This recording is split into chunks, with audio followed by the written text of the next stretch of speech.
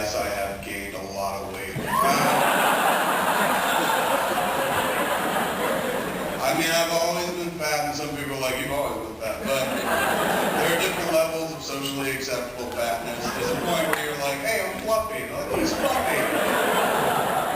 But they never consider you a normie, because you're still enormous. But I've passed fluffy, and I'm just now fucking morbidly obese. So, if I drop dead on the stage tonight, you know why. Poor diet, and it was made poor by the fact that for the last 2 months I've been incessantly smoking a lot of weed. So, I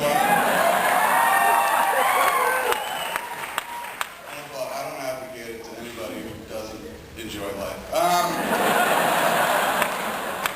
It's weird because I'm not, I used to smoke when I was younger and shit, and then when we started Clerks and whatnot, I was like, I've got a job now, so of course I want to be responsible. But 15 years later, I was like, fuck it, and I just started getting really high. And that goes hand in hand with fucking, which I've never had sex while I was high. Amazing. Phenomenal, makes me feel like I'm thin.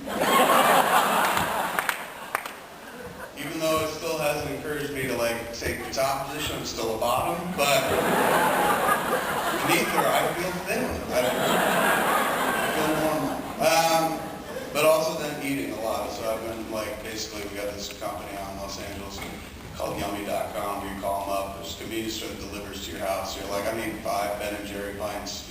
And they just bring it to your door. So there's no excuse. You get really stoned and you're like, I want to eat, but I don't want to leave the house. Fuck it, they bring it right to you. So because of that, I put on a bunch of weight. And I tell you this story because I got to get this off my chest because it has a lot to do with the movie. I was playing poker at our comic book store in Los Angeles. And our comic book store is housed inside this DVD store called Laser Blade, which has been around for a while.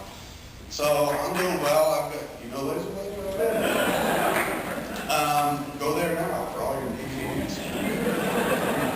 So I was doing well in the tournament, and I felt like, you know what, I gotta take a shit, so I'm gonna back out for a minute. I'll be right back. Go downstairs to the bathroom, and I've never been in a Laser Blazer bathroom before. And it was built in 1984 or something like that. Every toilet I've ever sat on in my life looks like every toilet you've ever seen, where there's a bowl and it's sitting on a stem of some sort. I don't know what they call that part. Basically, there's support from underneath, so when you sit on it, it doesn't go very good. This toilet just jutted out from the wall with nothing underneath. So it's almost like a urinal toilet, an extended urinal. So I'm looking at it like, this can't be good. But I had to go, and I was just like, oh, what am I fucking kidding? This shit never happens, only in movies. So I sat down on the bowl, and sure enough, I heard. So I decided to do that thing that every chick you've ever met tells you they do in a public bathroom. So just balance on the haunches. So I'm doing the hover, dropping the kids off at the pool, and that part of it's over, and I got to get into the next part of it, so I'm like, I can't balance and reach back or forward, because sometimes I'm a front wiper. Pull up. So I was like, you know what, I got to rest on the bowl to do this. So I sit on the bowl, and it a little bit more. I lean forward and get to wipe it, and there's this moment where I'm like, I should flush it, just in case. And then I was like, no, that's wishing bad things to happen. To name it is to claim it, don't fucking go there. So, get down to the last stroke and shit, and all of a sudden, the toilet went from this to this. And I'm sliding off it, man. Quickly fucking trying to figure out what to do, because I'm like, if I move, the bowl continues to its downward journey, and the contents of the soup winds up in my drawers, which are around my ankles and shit. I don't carry a change of fucking clothes. I didn't then, I do now.